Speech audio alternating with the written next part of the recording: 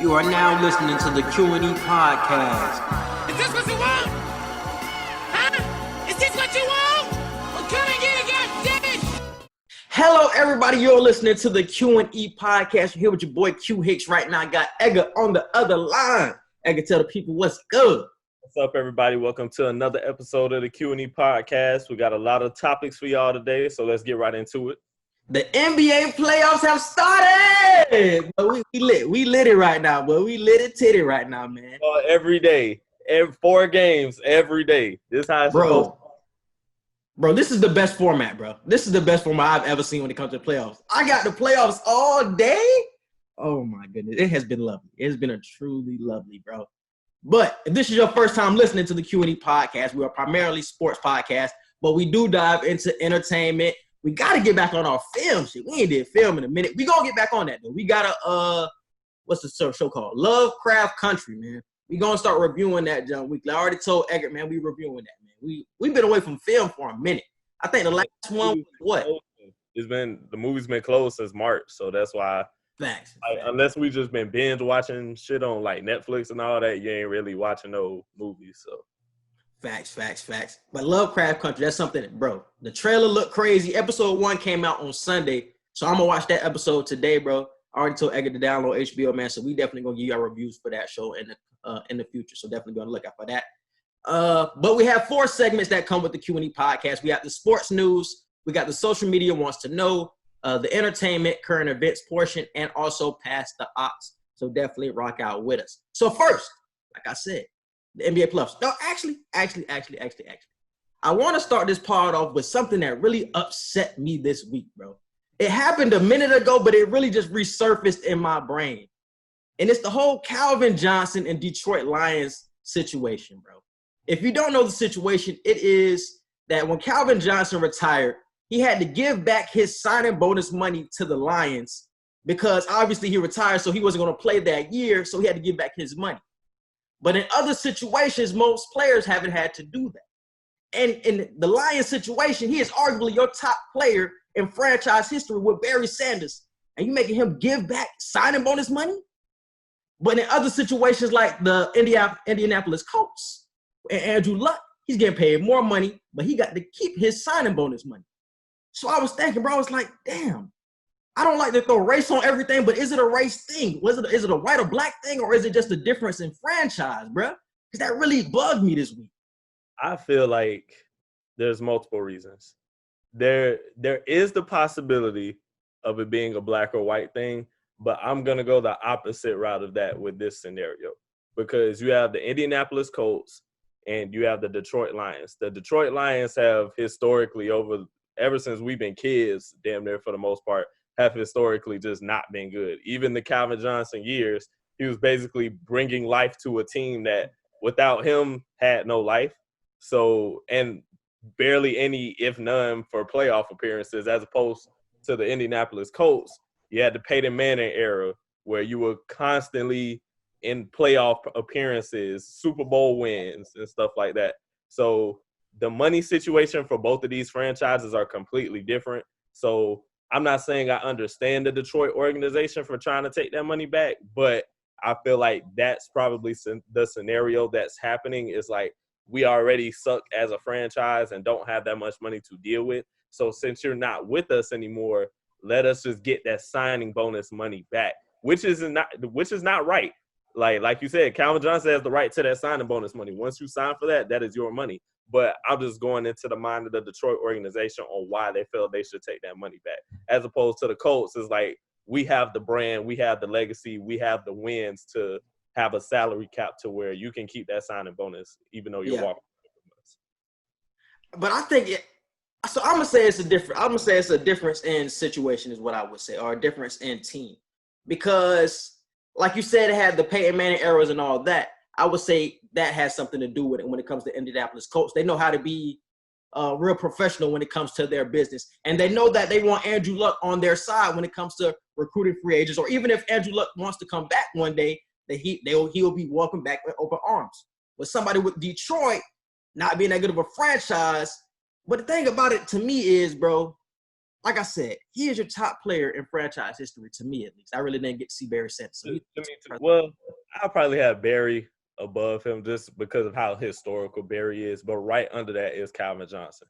So. Yeah, bro. So, but it's like you don't even have him to be an ambassador anymore for you. So it's like, damn, bro. So you can't recruit free agents with Calvin Johnson. You can't get people on board. Like, and that's a bad look for your franchise in general, bro. Right. So would you give the money back to Calvin Johnson so y'all can mend fences at least create a relationship? Because right now they're on icy waters right now, bro. They're not even talking. They got a tenuous relationship right now. So would you give them the money back? I would offer the money back. Like, if I was Calvin Johnson, I wouldn't take the money back at that point because it's like it's a respect thing and it's the principle at the end of the day. But the initiative of at least offering the money back would be the best thing for the Detroit Lions to do, just to try and mend that relationship. Now, whether he accepts it or not, that's on Cal. But I feel like at least offering the money to try and mend the relationship. Because like you said, having that extra scout to help you look for talent, having that extra recruiter for like people coming to your organization, and just having that alumni status of, hey, we have another name. We, instead of just having one name with this organization, we got another name to go with Barry Sanders. You know what I'm saying? A newer name for the younger people who didn't get to see Barry. Like over 20 years, you got the chance to say we got Calvin Johnson as to having to go back 40, 50 years for Barry Sanders, you know. But that was just one thing that bugged me this week, bro. I really couldn't believe it because Calvin Johnson retired in 2017, I think. So obviously that happened back in 2017, but I seen it resurface again, and it just bugged me even more when I seen it again, bro. It was just the Andrew Luck factor. When they threw the Andrew Luck part in, it was just like, because I was thinking maybe it was a regular thing. Back then I was thinking like maybe it was a regular thing if you retire early to get your signing bonus back. But when I seen Andrew Luck still get to keep his money, I'm like, oh, okay, something is going on here that we're not talking about. So that's I feel like it's the legacy portion of it. It's the difference in revenue. I honestly put the black or white situation. I put that very last for this situation because it doesn't give me racial tone vibes at all. I'll put that last in this situation. Yeah, because they are one of the cheapest. They are one of the cheapest, or like, you know what I'm saying? They really don't have that much money. So I do agree with that, but still, you got to get that man his money at the end of the day. It's signing bonus. But let's dive into sports news. So we all know it's the NBA playoffs. So that's really all my topics are for this week. But what is your biggest takeaway, bro? What is your biggest takeaway from the first two games? I think the first two games have been played already. So what is your biggest takeaway from the NBA playoffs so far? From any series? From any series, yeah.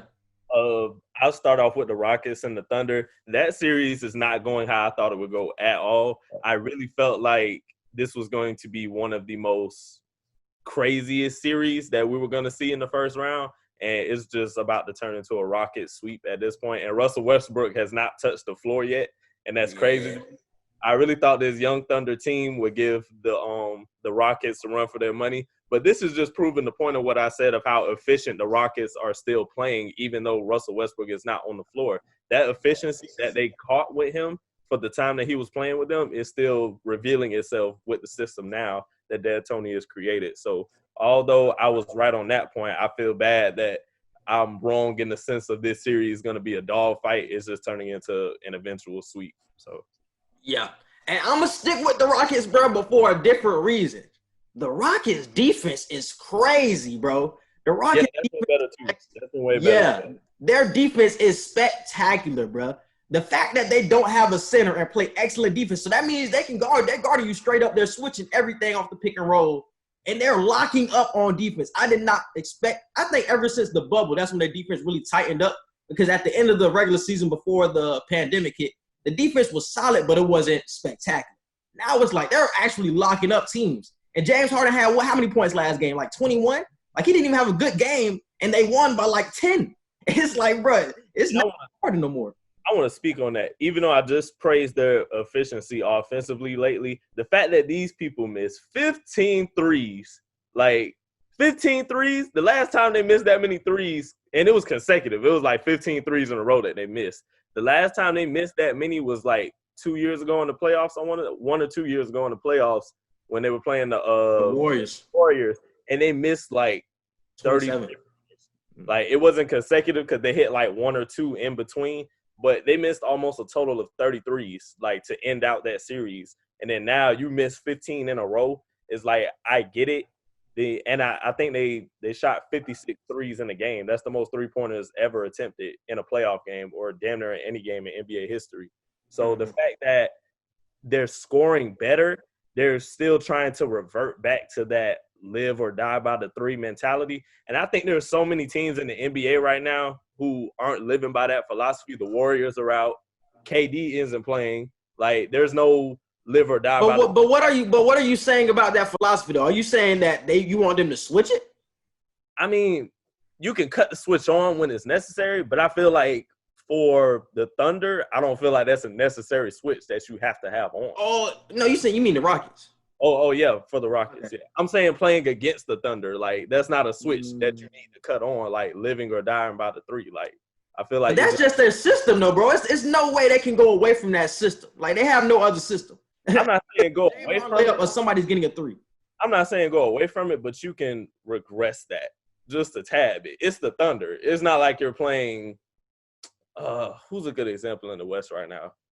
There's no good 3-point team in the West for an example right now, other than the Warriors. They're not in the playoffs. So that's the only team I can see where you literally have to live and die by the three. Oh yeah, they have to, bro. Like I said, it's either a James Harden layup or he's passing it to somebody for an open three, or he's shooting a three himself. Well, especially without Russ, it's no other option. I think we're seeing the 15 missed threes be such a big portion because they don't have Russ, somebody who consistently attacks the basket. That's why it looks so ugly the other night. That's why the game was so close and so muddy the other night. I think when Russ is in there, he gives you that option of also the mid-range and also the take it all the way to the cup. But once it's James Harden and nothing but role players at that point, it's like, bro, it's going to be a three-point millage at that point. So I agree that they probably should step away from it, probably take it to the rack more. But it's just a system, and it's living or dying, bro. You don't have a post option, so you got to live or die by the three. And I think that's the best way for them to win and to go deep in this playoff, bro. And honestly, this is something I wanted to say too. With this playoff system being the way it is and being in the bubble, no home court advantage, I think the Rockets are a sneaky team that people should be looking at to get far. I know everybody talks the shit about Harden in the playoffs and yada, yada, yada, even though that shit is a crazy narrative. But I think Houston can go far. If they meet up with the Lakers next series, that would be interesting to see, especially how they're playing defense right now. I would be interested to see that series, bro. Now, that can go 7. I can see that going 7. Yeah. That's why I said this the other day, bro. The Lakers have probably the hardest road to the finals that anybody has had in a long time, bro. Because they have to go through the Trailblazers, which is going to be a dogfight. Even though they blew them out last night, I still think it's going to be a close series. And then you got Houston in the next round. And then you got probably most likely the Clippers. So it's just like, damn. You really got to get all the way there. And then probably got to face the Bucks or the Heat or the Raptors in the finals. It's like, you got a dog fight to get to the finals if you the Lakers, man. It ain't an easy road. It ain't no cupcake to get there, man. And it's crazy road for the Lakers. But, yeah, man, definitely watch out for Houston in the coming weeks. So let's slide through the series because we talked about it on the live stream, but we never really gave our predictions on the podcast. So just run through the series, how many games and who winning. So the 1 versus 8 in the East, that is the Bucks and the Magic. Tied series right now, 1-1. Bucks beat their ass last night, basically, bro. So what you got? What do you foresee for the rest of the series? I'm seeing it going 6 games. I ain't gonna do the Magic like that. I'm not gonna say the first game was a fluke. So I'll say it'll be 6 games, but I do got the Bucks winning. Yeah, I got Bucks in 6 too. I got Bucks in 6. Even though the Magic do have a reputation of winning game 1 and then losing the rest, but yeah. I'm gonna give them one more game. Because Vooch still, even though they got blew out last night, Vooch still hooping. So I think Vooch can have another good game next week as well. So 1 versus 8 in the West. You already know how I feel about this series, the Blazers and the Lakers, man. Even though they got clapped last night, I'm still rolling with the game 7 prediction with the Blazers and the Lakers. But I still got Lakers in 7. I got Lakers in 5, and I think this Damian Lillard dislocated finger is going to be way more effective than everybody else thinks it's going to be. It is. That's actually a big deal, bro. That's a big deal. But I think the Trailblazers are gonna change their game plan coming into next game, which is game 3. They let AD go 1-on-1 too much last night. And AD was the catalyst for that whole blowout last night. But it's like AD went 1-on-1 a lot in game 1. But he the did. difference between game 1 and game 2, AD made way better decisions when playing 1-on-1. It's like when AD isn't scared and he thinks very quickly, like if AD takes his time 1-on-1, you could probably beat him because he's thinking too much at that point and he's probably going to kick it back out instead of attacking the basket. But in game 2, he really thought about it for like a quick second. He was like, I'm either finna go to the basket or I'm dishing it out. I don't got time to sit here and think and pump fake and all that. He got the ball, gave like one jab step, and he made his move. Instead of sitting there looking for Bron for the okay to do whatever he want to do, he said, no, I'm doing what I want to do when I get the ball in my hands. And I feel like, you know what the key was last night, bro? The key was that Bron took a step back. Bron took a step back and let AD eat like that. Because Bron only had, 10 points, 7 assists, 4 rebounds. He didn't really get off like that. He let AD be the star, and that's why they ate like that. And that's why I think the Blazers have to change their whole entire game plan. Because if you let it go 1-on-1. Bron played way more physical, too. Bron played way more physical in game 2. Like, I ain't gonna lie. He was physical on defense? I'm just saying up and down the court, just his presence on the court. Like, he was throwing his body a little bit more with certain plays. Like, he was hitting the ground more. Like, he was trying to take a charge here or there. Like, I feel like he was more physical. Even though his stat line doesn't show that, he was just an aggravation on the court, basically, is what I'm saying. I barely even noticed Bron on the court. Every time I looked up at the game, bro, I felt like Bron was on the bench or some shit. But it was like AD was definitely the main catalyst of that win last night. And if they keep letting AD eat, because that's the Portland's weakness. If you get to go inside, and he's going against Wenyen Gabriel. Who is that? He's going against Wenyen Gabriel. He's obviously going to eat him up, bro. So they're going to have to double team him next game. They got to change that. They're going to have to let Bron eat and let the shooters shoot. Casey was hitting last night. He was hitting a couple more shots last night. So that was. But are you going to get that every game? That's what I'm asking. Are you going to get that same KCP? And Danny Green still is not hitting either. Yes, like that was aggravating me, bro. Open so many times, they just not hitting. I'm like, damn, bro. Like I'm calling 3 every time you let it go, and it's hitting the backboard. So I think if the shooters make shots, then we could be looking at a much shorter series. But I don't believe in the Lakers shooters, so that's why I got it going 7. And I think Portland changes their game plan. They double AD. Because you can't let him go 1-on-1. Like I said, let Bron eat, let him do his thing. But you just got to trust that the shooters are going to miss if you're Portland. And that's what I'm rolling with. So I still got Portland in 7. I'm still rolling with that prediction. Not Portland in 7. Lakers in 7. My fault. Next series, 2 versus 7. Raptors and Nets. We never spend much time on this. What you got? Raps. Yeah, Raps easy. But I always say it. Karis LeVert. I'm going to go Raps in 5. Raps in 5. Raps in 5, huh? I feel like Brooklyn will win a game. We never said the games before. It was just like Raptors and we moved on. Like I give Brooklyn a game just to get them a game. I don't even want to prolong this series, so I'm gonna just call it sweep. Even though I rock with Karis, I just wanted this series to be over. I feel like the Raptors will win 3 games, and then Brooklyn will sneak and win 1, and then the Raptors will just close it out now. They got the capability. They should have won last game. Honestly, Brooklyn should have won last game, but whatever. Next series. Oh yeah, I got Raptors in 4. I just said it. Sweet. 2 versus 7 in the West has been mighty interesting, bro. Been doing his thing, bro, against these Clippers. He going at Kawhi, he going at PG. So it's like it's looking like it's gonna be a real good series, just like that Portland one, in my opinion, bro. So what do you foresee to happen in the Clippers versus Mavs series? That might go 7 games. Not even gonna lie to you. That's the series that might go 7 games that people ain't talking about. Everybody talking trash about the Lakers and saying Portland finna take them 7. Nobody's talking about how the Clippers damn near might get taking the 7 games by the Mavs, because what Luka is doing is literally historical. Like, he's making history like every other game. So I feel Clippers will win it, but it's going to be a hard-ass 7 games. A hard 7 games. Something is going. I feel like they're going to change their defensive game plan. They have to, bro.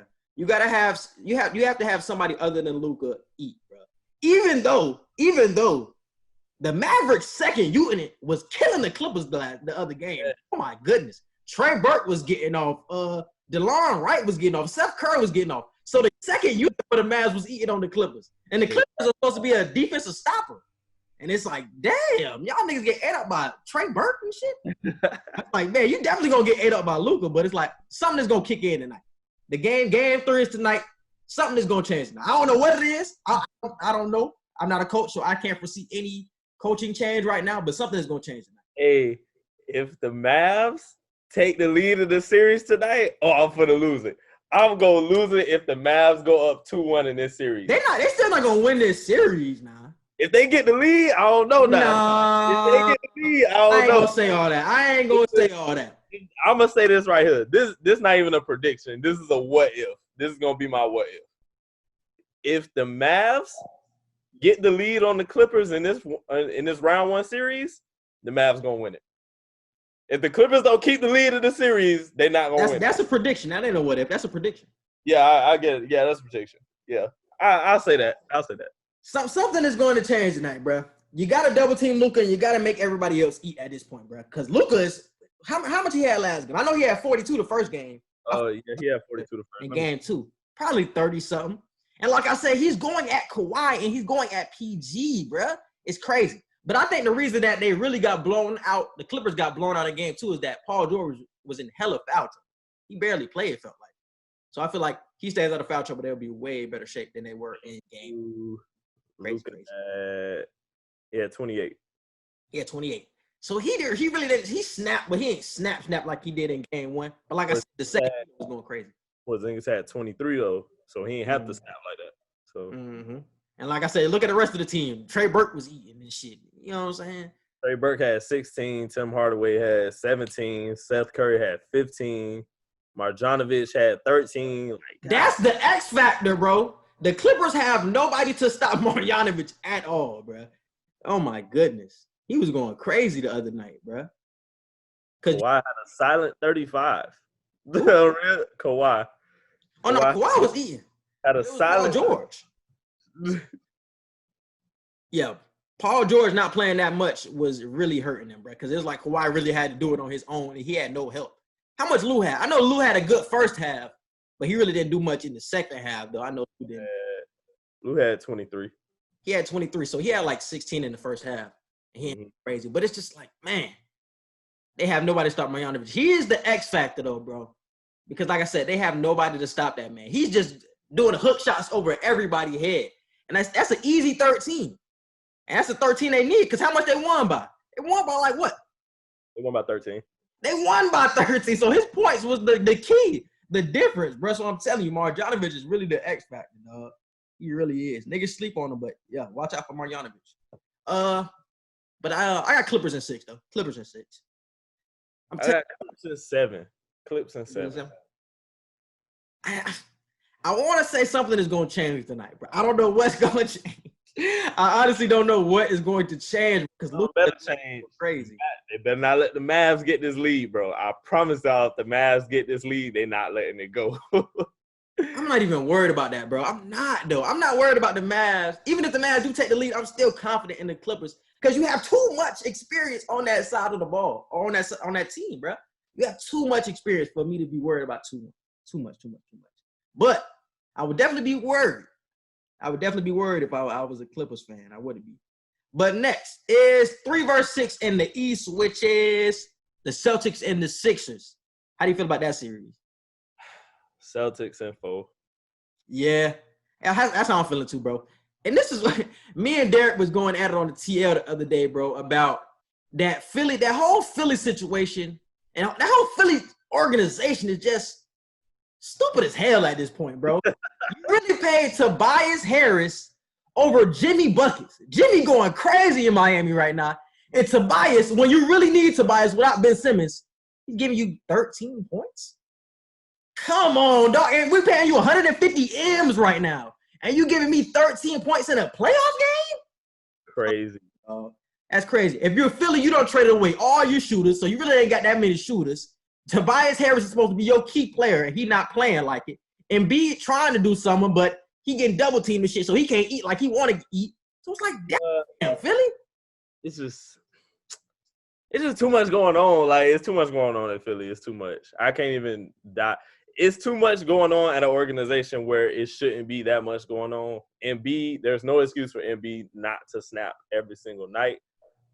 Ben Simmons, it's been like, 2-3 years now. We dealing with this situation of not being able to shoot. Just don't know. We don't know how he fits on a team that's designed for him damn near. This team is not designed for him. This team is not designed for him, bro. That's honestly the problem. Actually, no. It's not who they want to. It's not designed for him, but they're trying to run it through him. They're not trying to run it through Embiid. I don't give a damn what. Oh, yeah. I agree with that. That's what I meant to say. Good for him.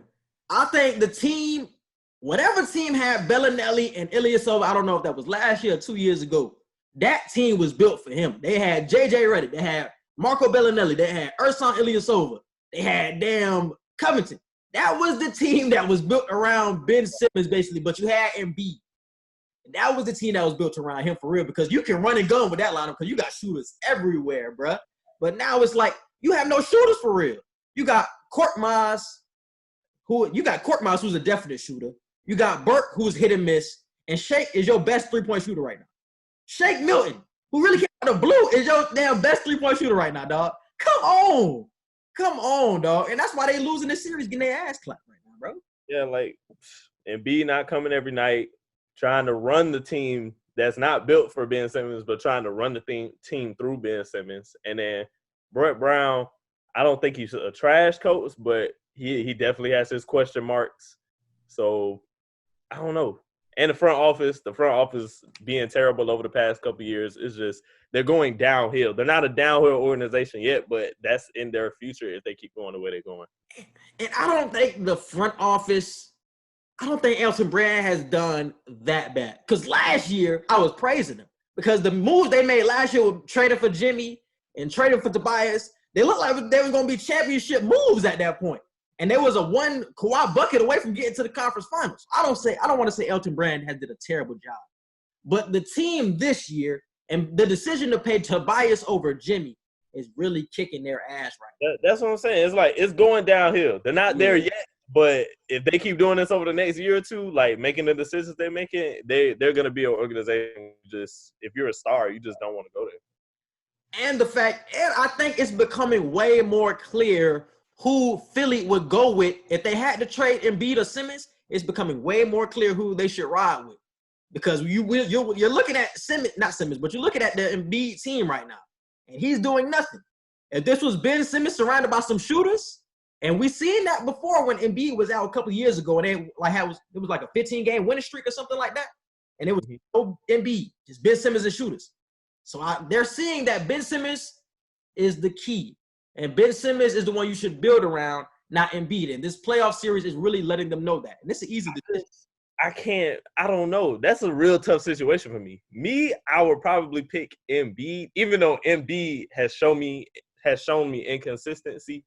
At least I've seen it with Embiid. With Ben Simmons, it's like, I haven't seen your peak at all yet. Like, I have not seen. But that's the scary thing, because he's already an all-star and an all-NBA player. That's the scary thing. You haven't even seen your peak. But I've seen you carry your team to 15 straight wins, though, with no Embiid. I've seen it. We're not going to say carry. He was a part of a team that did that. He was the best player. It was nothing but shooters and Ben Simmons. What are you talking about? You had to say shooters and Ben Simmons, not Ben Simmons and shooters. Because this is what I'm saying. If you trade Embiid, you're trading Embiid for shooters, or you're gonna trade Embiid for somebody. I would expect shooters to be involved, because that's what you have to build a team with Ben Simmons around, because he's not gonna shoot. So you got to surround him with shooters like they're doing with the Bucks. Because Ben Simmons and Giannis Antetokounmpo are the same player to me, basically, bro. No. They're the same. I'm gonna tell you this, bro. Explain yourself. I'm gonna explain right here, bro. He doesn't try to shoot. That's the only difference in Ben Simmons and Giannis's game, bro. That is it. The defensive intensity is the same. The ability to get to the rack is the same. Everything in their games are the same, but Giannis at least tries to shoot the ball, and that is the difference. I think Ben Simmons is just a mid-range jump shot away from being an MVP candidate if you build a team around him. He's on the precipice of that if you build a team around him. He can easily get MVP, bro. I barely seen enough for him to be an all-star, let alone be an MVP candidate. You'll be trying Ben Simmons anyway, so you don't need to be talking about him. Oh my God, I can't believe you said this. Like I barely You'll be trying him anyway. I barely seen enough for him to be an all-star, let alone be an MVP candidate. And now you saying him and Giannis are damn near the same player? No, Yes. no. The defense is the same. His defense, what you The size and length of Giannis compared to Ben Simmons, along with the athleticism, is a complete polar opposite. No, it's not a complete difference. They're the same player. The same games. It's a complete difference between that. The fact that Giannis does try to shoot threes and actually make some here That's or there, the only difference. as opposed to Ben Simmons, who is afraid to even shoot. That's a big difference in itself. The rim protection that Giannis provides, as opposed to Ben Simmons, is completely different. Ben Simmons can do the same thing. Ben Simmons can do the same thing. Don't act like Ben Simmons is not top 5 in steals right now. That's steals. I'm talking about at the rim. And he can block shots. He can do all of that shit.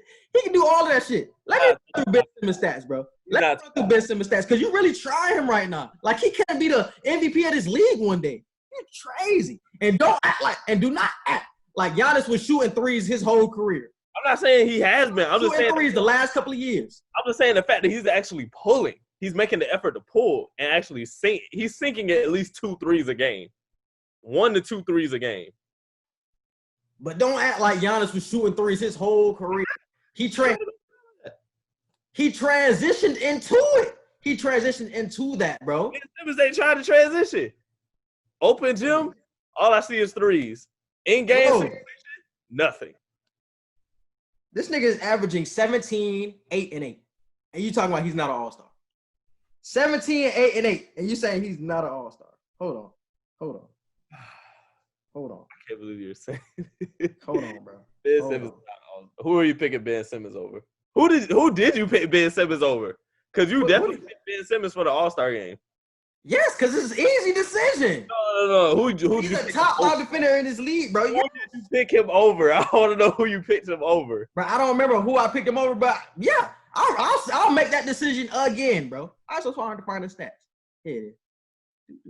I got to see it, bro. I just don't see it enough. I don't see it in him like you do. I just really don't.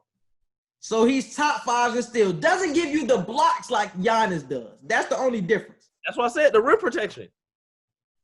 My nigga, when you got a center, bro, all these running jump centers in the league, you don't need a nigga like Ben Simmons to be a Giannis when you got a defensive stopper in the league, a running jump center in the league. And his perimeter defense probably is better than Giannis, if I'm gonna keep it a beam. Perimeter defense, I'll say that because the size, like I said, the size advantage that Giannis has when it comes to being down low in the paint, it'll hinder him more on the perimeter as opposed to Ben Simmons. So I'll give you that. Ben Simmons is a better like perimeter defender than Giannis, but other than that, I'm taking Giannis in damn near every other category. They both making all NBA defensive first team, bro. So all I'm saying is, brother, you got the defense. He probably don't have the rim protection like Giannis, but you got the defense. You got the pass ability, bro. You got the ability to attack the rim. His drive to the basket is way more threatening than Ben Simmons. Huh? If Giannis driving to the basket and Ben Simmons driving to the basket, who getting stopped first? Giannis. All right. Are you crazy? Okay. Simmons? No, I'm telling you, the only hole in Ben Simmons' games is the shot, bro. That is the only hole, bro. We're gonna ask Twitter. I'm gonna make a poll. We're gonna ask Twitter. That's cool, bro. But I'll tell you. Look, I'm gonna let you know this. It's a major hole that he can't shoot. It's a major hole in his game. But that is the only hole in his game. And that's what I would tell you, bro. Because he has the motor. He has the artisticity. He has the face of the franchise ability, bro. So what are you missing? Just the shot. Like I said, just the mid-range, bro. But I'm saying, like, that's what he's missing in his arsenal. Yes, I agree. But in the comparison to Giannis, that's where I can't choose him over Giannis with anything other than perimeter defense. In his own bag. I'm not saying you choose him over Giannis. I'm saying they're comparable. And they are the same player, basically. No, They're the same player. I'm not saying that. No. They are the same player, bro. We're going to ask Twitter. For the small forwards that can play point, they're the same player, bro. We're going to ask Twitter. It's okay. We're gonna ask Twitter. I'm gonna win this. And it's funny because you think you're going to win this Twitter argument when niggas really going to be rocking with me. That's the funny thing. You think you're going to win the Twitter argument, but you're not. I won like 2 Twitter arguments already. It's okay. Bro, because look, the only reason, it's a lot of Ben Simmons haters out there. I agree. There's a lot of Ben Simmons haters out there. But niggas see Ben Simmons' potential, though.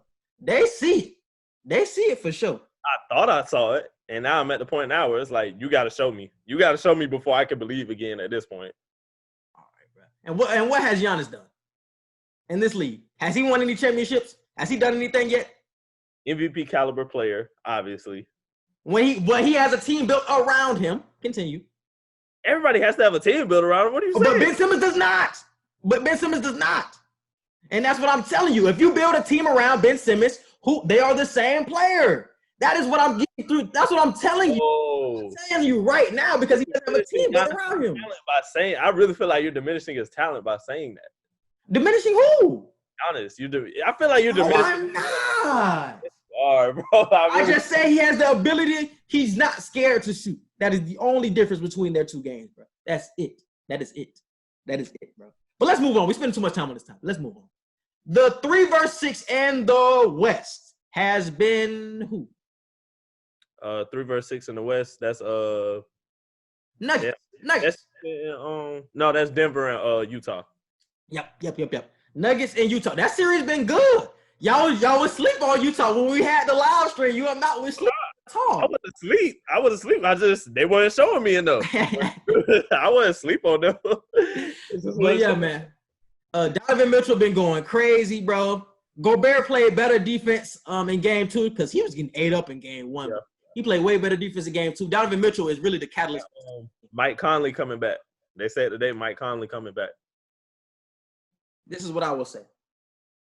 I don't know how much I like that if I'm a Utah fan. Truly, I don't know how much I like that. Because I like Clarkson and Donovan Mitchell playing together. I like that duo more than I like Conley because Conley isn't aggressive enough, bro. You know, Conley is somebody who just floats on the court. He tries to get in where he fits in with Utah. He's been playing like that. But Clarkson, bro, he's aggressive. He's going to get you a bucket. He's going to try to give you a bucket to a fault, but he's going to try to get you a bucket at all times. I like that duo way more than I like the Conley and Mitchell just because of the aggressiveness factor. So I don't know how much I like that if I'm a Utah fan because I think he might hurt you more than he helps you if you're playing against a Denver team. I mean, if he just plays his game and they end up still winning, even if they don't end up winning by the same margin, I feel like it won't really hinder or make them better. I feel like they'll stay at the constant state that they're at.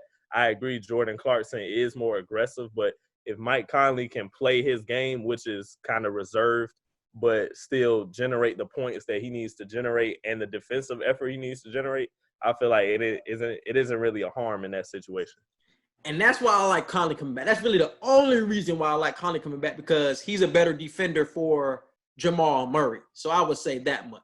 Right. Offensively, and I really don't know what's been up with Conley either, bro, because when in Memphis, he was aggressive. And when he traded to Utah, I thought he was going to be the aggressive Mike Conley, and he's really just been chilling on the court for real. I feel like he sees that in Donovan Mitchell, and he knows that's his team. So I feel like in a sense of, I know I'm not the guy here, I feel like that's what Mike Conley is doing. He's taking that step back in the point of, I know this isn't my team. I know I'm not the guy. As opposed to Memphis, you could damn near say he was the guy at one point. You know what I'm saying? But he's taking too much of a step back to the fact that we don't notice you on the court no more.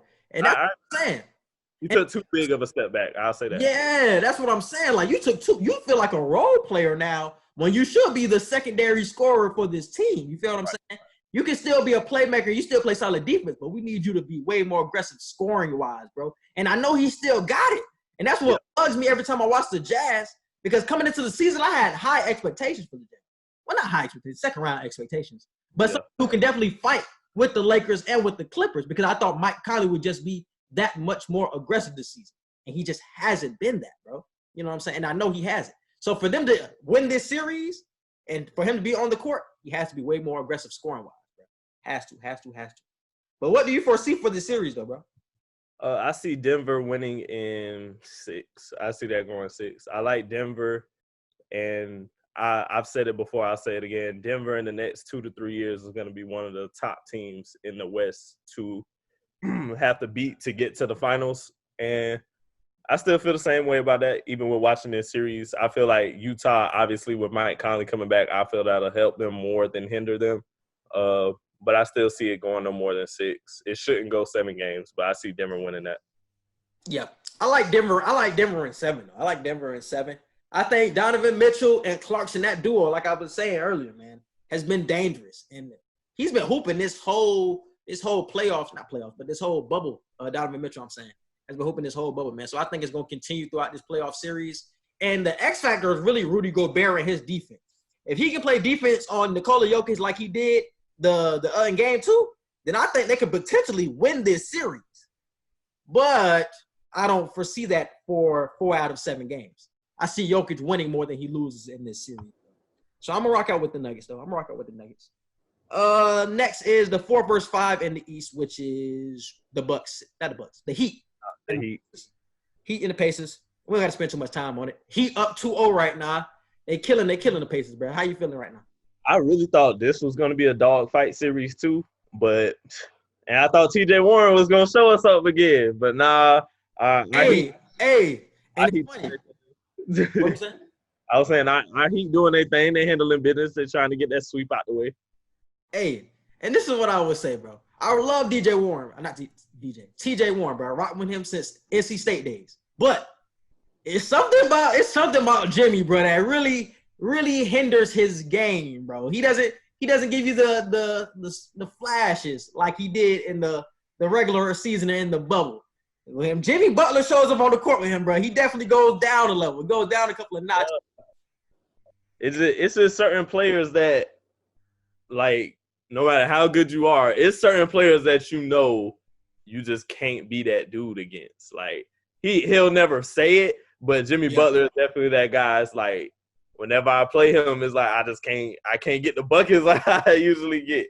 And Jimmy G has that presence. Like, he got that dog mentality of, I'm coming at anybody. Like, I don't care if you Kawhi, TJ Warren, Bron, Ben Simmons. I don't care who you are. Like, I'm coming at you with all defensive pressure. Like, you're gonna have to show me how you were scoring them 30, 40 points them other games and stuff like that. I like Jimmy Buckets because of that. I feel like he's the great leader for the Miami Heat right now. Eric Spoelstra is doing a great coaching job. So although in the beginning I seen this series going 5 or 6, now I wouldn't be surprised if Miami sweep them at this point. Hey, Eric Spoelstra, boy, you think you slick, but I like caught up to you, boy. Kendrick Nunn was starting the whole season, but now he is getting no playing time. He's a DMP coach's decision. Yeah, I seen that. And Goran Dragic is back in the starting lineup after being the 6th man the whole season. That nigga Spo ain't slick. He was saving this nigga Dragic the whole season just to put that nigga in the starting lineup and not first. That nigga Spo not slick, bro. We see you. And it's a smart coaching decision, bro. Real smart by Spo. So I rock with Spo for that. But I agree. I think the Pacers are going to get 1 game. So I'll say the Heat in 5. But, man, Jimmy has really elevated his game, bro. Because I think Jimmy is somebody who feeds into the pressure. He elevates his game in the pressure. Some people go down, some people elevate. He's somebody who elevates in that pressure, bro. He said in the post-game press conference, he was like, I like being here because I can be myself. Like, Jimmy feels like he's at a team now where he could be himself. Pat Riley has always been a great owner when it comes to controlling stars and stuff like that. And Spoelstra he's a good coach. Like, there's no other way to say it. Like, he and Pat Riley know how to cater to the stars and make them feel welcome, make them feel at home, and make them feel like it's their organization too, not just the coaches or the owners. So you get that treatment of you the guy, and we gonna let you have just as much say so as the coach with certain situations. So I feel like that's why Jimmy likes it there so much. All right, bro. Let's move on to 4 and 5 in the West, which is Rockets and Thunder. Yeah, we already talked about them. Okay, did we already talk about them? Yeah, I brought them up in the beginning. Okay, so how many games? Yeah. I said sweep. Oh, sweep. Okay. I thought it was gonna be 6 or 7, but it's gonna be a sweep. It's gonna be a sweep at this point. Yeah, I got Rockets in 5. Man, I thought Chris Paul was gonna put up way more of a fight than he's doing. I did too. That's why I thought the storyline for this series was going to be crazy, but nah, Rockets and 4. And it's funny, bro, because I think Chris Paul would have been playing way better if Russell Westbrook was playing. But the fact that Russell Westbrook isn't playing, he has a bigger defender guarding him, like a damn who's been guarding him? I think Daniel House has been guarding him sometimes, like big defenders. So it's like that has been the key as well, bro. I think he would have been eating way more if Westbrook was playing. Way, way more. But Shai Gilgeous-Alexander, though, man, that young boy will be a star. He would be a star in this league, no doubt, because he was eating last night for sure. But yeah, that's it for that one. So yeah, those are our playoff predictions for the first round. We'll give y'all predictions as the series go on. Okay, bro, let's talk about this NBA lottery that happened last night, bro. So the number one pick is the Timberwolves. Got the number one pick. I think they had like a 12% chance to get it. They ended up getting it. Number 2 is Warriors. Number 3 is Charlotte. Chicago. Oh, Charlotte, and then I think Chicago was number 4. Yeah. So I'm gonna dive into another topic in the social media wants to know portion. But who do you think will be the top 3 picks in this draft? I feel like the top 3 picks will be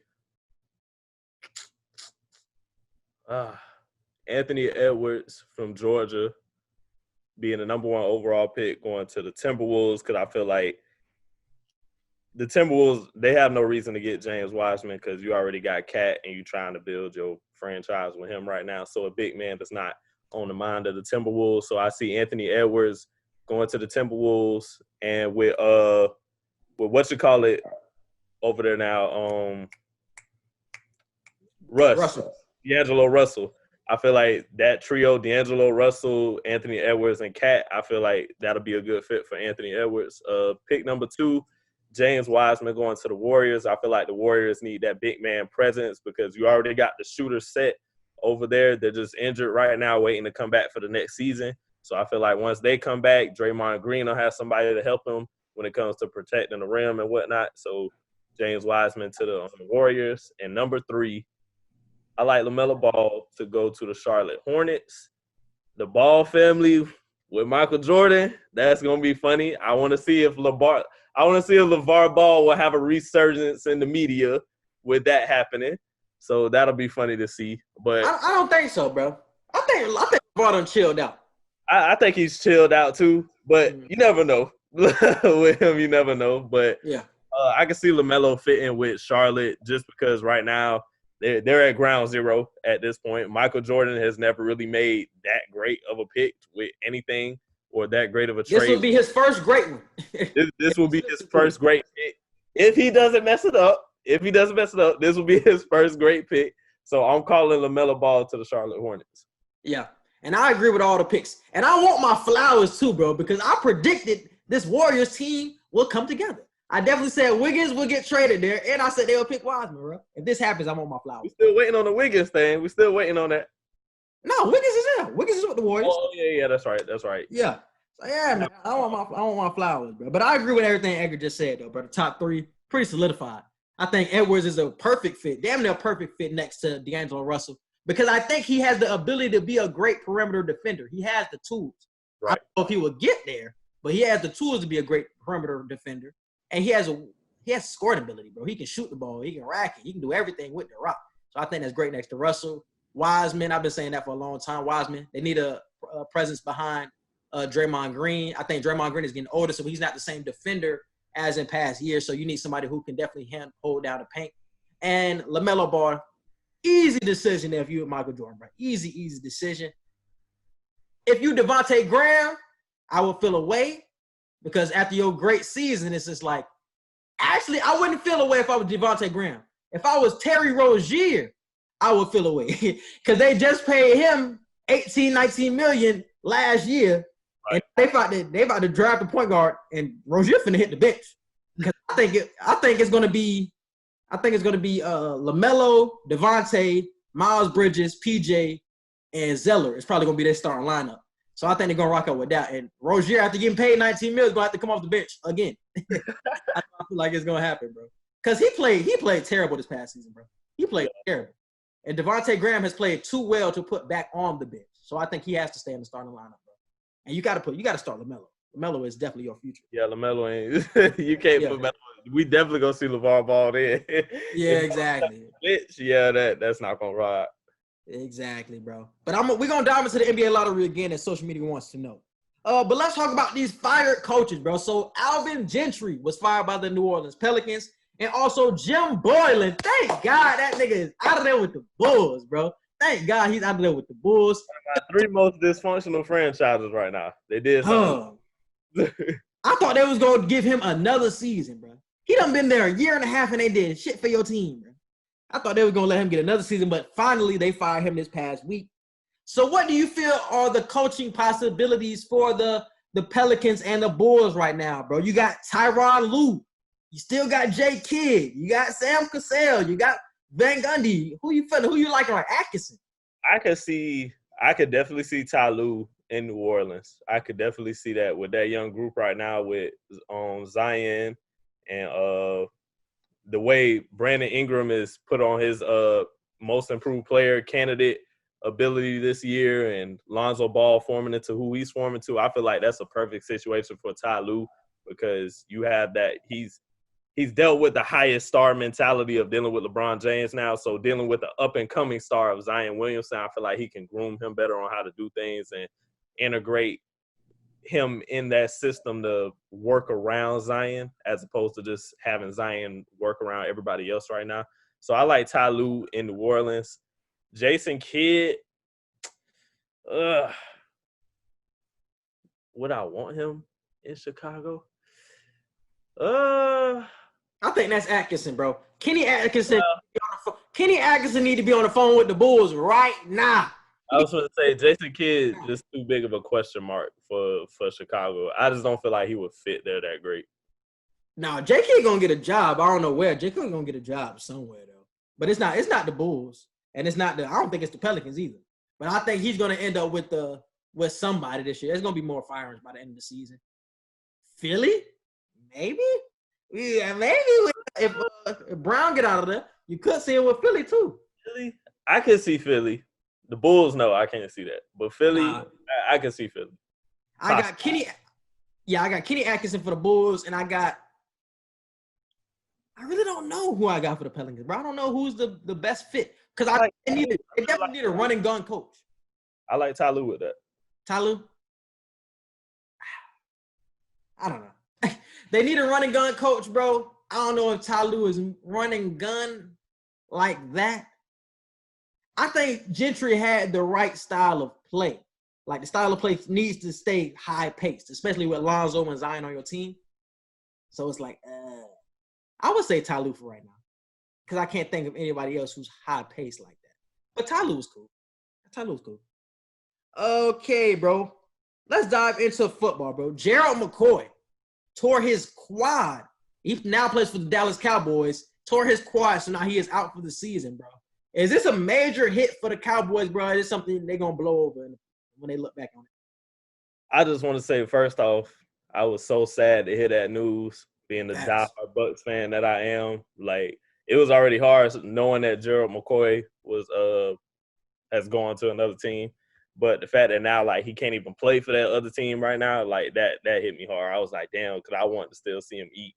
But I don't feel like it's going to be a do-or-die situation for the Cowboys. I feel like they could still find a way to let this team win and still be a strong defensive presence, at least when it comes to the secondary of, like, their linebackers and their DBs right now.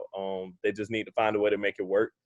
I don't want this to be an excuse on why the Cowboys can't win football games because of one D lineman. Like, I can't accept that. I refuse to accept that, especially with them being one of my top two teams to make it out of the NFC to the Super Bowl.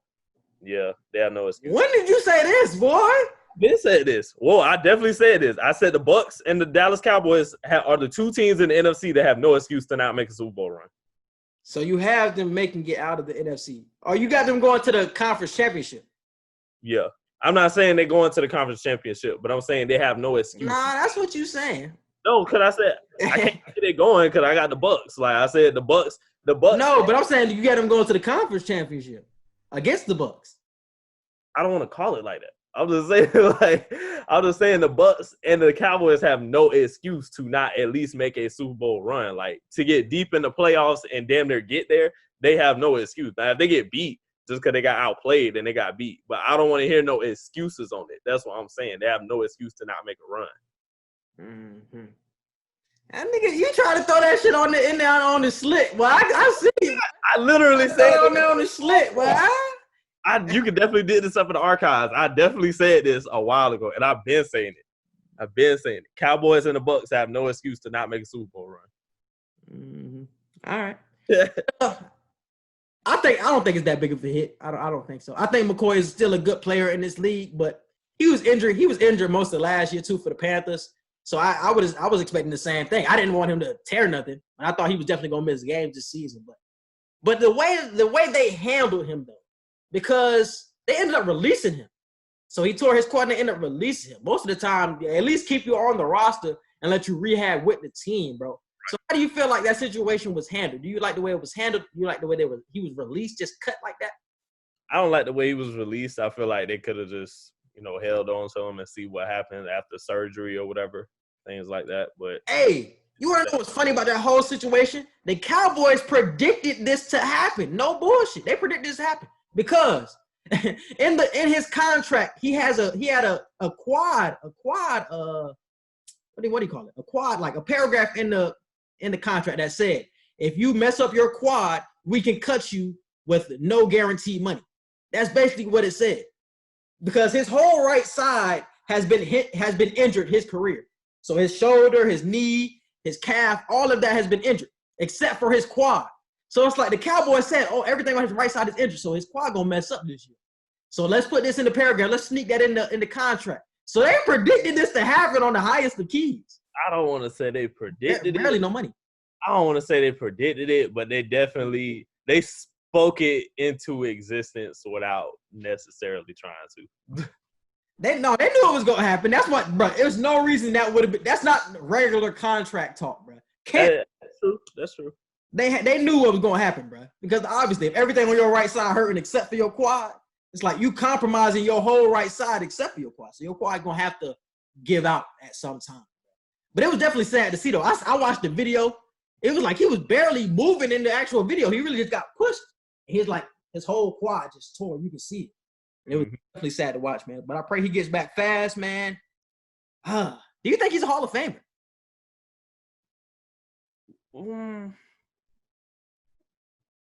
I gotta Bucks Hall of Fame? Bucks Hall of Fame at least? Yeah, definitely Bucks Hall of Fame. Bucks Hall of Fame? First ballot? No. Maybe second? Maybe. If he doesn't go second ballot, he ain't getting in there. I'm gonna just say that right now. I don't know his stats too much like that. That's what I'm saying. Like, I don't know his stats off the top of my head right now. Yeah. Bucks Hall of Fame for sure. He's gonna get that Ring of Honor ceremony and all that. But NFL, he definitely not going first. Definitely not going first ballot. I don't see him getting in. But yeah, but I agree with the Bucks Hall of Fame though. All right, bro. What else? Oh, we didn't talk about college football. I almost passed up on it. We didn't talk about college football, bro. So they have finally came out with the schedules. I think the SEC, the Big 12, and the ACC all came out with their schedules, and they are starting on September 26th. I think that's when that's when the Gators start. Yeah. But the season starts on the 12th, you told me? 12. Starts on the 12th, bro. So I asked you this question the other day, bro. What are they really playing for? They're not, because it's not going to be a national championship. So what are you playing for? You playing for a conference championship? That's it? That's what we're playing the season for? You are playing for a conference championship. We've gotten over the past 5 years or so now, we've gotten accustomed to the playoffs that we forgot the era that existed before the college football playoffs, which is playing for conference championships and playing for bowl games. You just got to go back to that mentality. I know a lot of these players didn't play in that time period and they only watched it and they grew up in the era of the playoffs, but you have to go back to that old school mentality now that a conference championship right now in this year of what we're going through, a conference championship holds the same weight as a natty at this point. Like the same way this bubble. No, I ain't saying all that. No. same way that this bubble playoffs is damn near gonna hold the same weight as a regular season championship. Like we have to treat this. It ain't. This is probably the best finals we probably ever gonna see, or the best playoffs we ever gonna see. This does not hold the same weight to what football is doing, bro. It does not hold the same weight. I feel like right now you have to treat it like that though, like because first off for the SEC, I'm damn sure treating it like that. Like now all these other conferences too weak. I'm sorry, ACC ain't strong enough for Clemson to be like we won our whole conference and we won the conference championship. Who do y'all have that's like real deal competition in y'all conference? Same with the Big 12. You got like one or two teams in the Big 12 that really pose a threat to each other like that. But in the SEC, I'm holding that conference championship with weight. I don't care what nobody say. Mm-hmm. Like that SEC, you got Bama, you got Auburn, you got Georgia, Florida, LSU. Even though some of these teams like they talent them went to the league and whatnot, it's still the SEC at the end of the day, bro. Like this is the hardest conference in college football. I'm holding that SEC championship with weight. I don't care what nobody say. Well, we risking niggas' health for SEC championship? Like that's what you're telling me? This year that's going to hold the same weight as a college football natty. I'm telling you, that's gonna hold the same weight. Due to the situation we in, that's gonna hold the same weight. I promise you. But this is why I was upset, bro, because niggas been crying, especially all these white folks that love college football. They just been crying, oh, we want a season. But I thought at least we were gonna get some type of national championship. I thought it was gonna be like a super conference type of thing, where it's like at least a playoff at least, where they throw together the ACC, the Big 12, and the SEC and make it some type of playoff. The fact that it's just a conference championship, all these white folks were screaming for a damn season. It's just like it's not gonna be a real season for real, bro, because it's nothing that you really playing for. So what is the motivating factor if you're a coach, bro? Let's go out here and try to win this conference championship, which has never held weight in my whole college career. What am I playing for real? I might as well sit out and wait for next season, or sit out and go to the NFL. Nah, bro. I feel like this holds weight, bro. Because, like I said, I think I said this yesterday. It gives you another chance of making film, so you get that extra year of film on yourself. And then two, you gotta think of the circumstance that we in, bro. Is like the SEC. If you put a bubble right now of the conferences that actually are gonna play, the SEC running through this shit. I need people to understand that. If you put an ACC, Big 12, and SEC bubble together, SEC is running through this shit. So if we know what the outcome going to be at the end of the day regardless, like you're not – I would not agree. Whoa. I would say Clemson was definitely – one team. That's one team. Out of all the teams you would have in that bubble, that's one team. That's how it is most of the years, though. So what are we saying for real? SEC, you got at least 3 or 4 teams that can fight for a playoff spot every year. With the ACC – Not this season, sir. Not this season.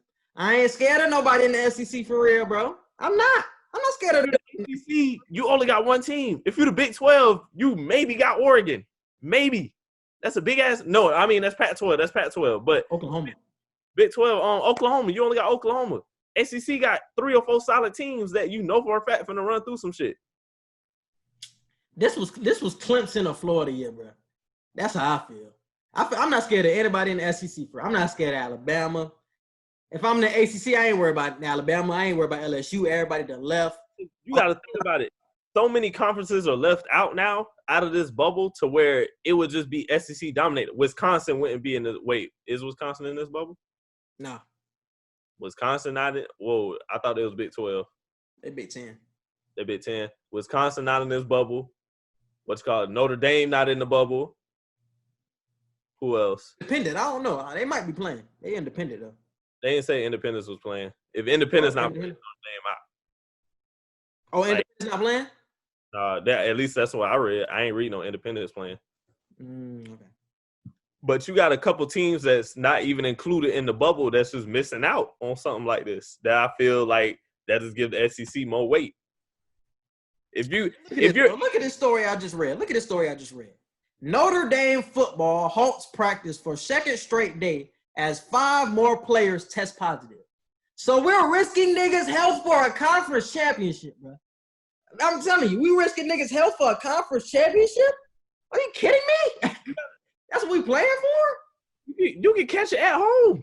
Like, you can literally. That's what I'm saying. Why are we risking a season? Why are we risking niggas' health for a conference championship? The players said they want to play. You got all these players saying they want to play. I don't know. What we finna do? You gotta hold back niggas from themselves, bro. Y'all want to play it? From themselves. Niggas is out here catching this shit. That's why I don't think the season will even get through. Anyways, because this shit is still happening. These players started a whole "we want to play" movement.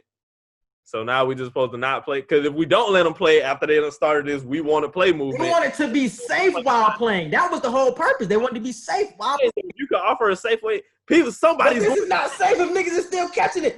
Bro, somebody gonna catch it. Like, we gotta get that in our heads that somebody is going to catch it. Like, it's not going to be 100% success rate. But why are we risking it? Why are we risking it? Because the virus ain't going nowhere. Okay, then. Why are we risking it if the virus ain't going nowhere? Why are we playing the season, especially for a conference championship game? Why are we risking niggas' health? Why? It's not going anywhere. Why are we risking it? So we're supposed to wait till next year and hope that it's not there. What if Rona is still here next year around the same time? At least wait till the spring or something when something clears up. Because damn, if niggas is catching it for the second straight day, so this is 10 total players have caught it for Notre Dame. 10 total players have caught it in 2 days. 10. So if you think that's just happening in practice, imagine if niggas is actually playing games, bro. This shit finna go crazy. So I'm saying you risking niggas' health for a conference championship. It don't make sense. It doesn't make sense, bro. I don't think anybody should be playing right now. And that's why I still believe that the season will not get through. I still don't. Even though it's conference only, you still have to travel to other states. I still think niggas will catch it. I still do. Do you? I feel like people will still highly have a chance of catching it. But it all comes down to what the players and what the organizations want to do. If the players form an entire movement saying we want to play, and then you also have the league of the NCAA saying that we know how the NCAA is. They're going to try and make money any way possible. So if that means making a season, they're going to make a season somehow, some way. So if you got that mixed with the fact that a lot of these players are saying we want to play, I can't be while being safe.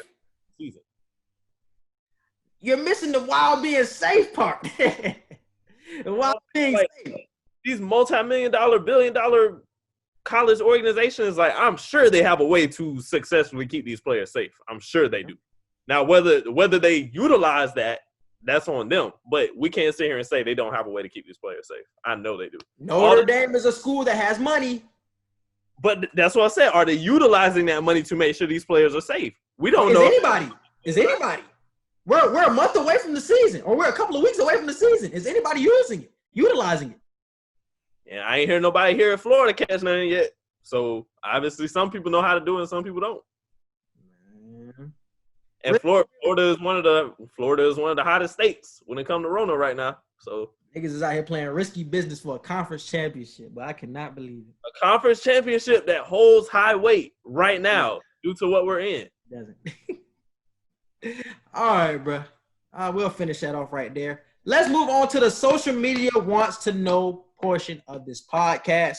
My first question is, it's been a whole lot of speculation about a bullshit quarterback platoon that's going to happen in New England, bro. They've been saying Stidham and Cam going to split snaps during the season. Do you believe that is a possibility? No.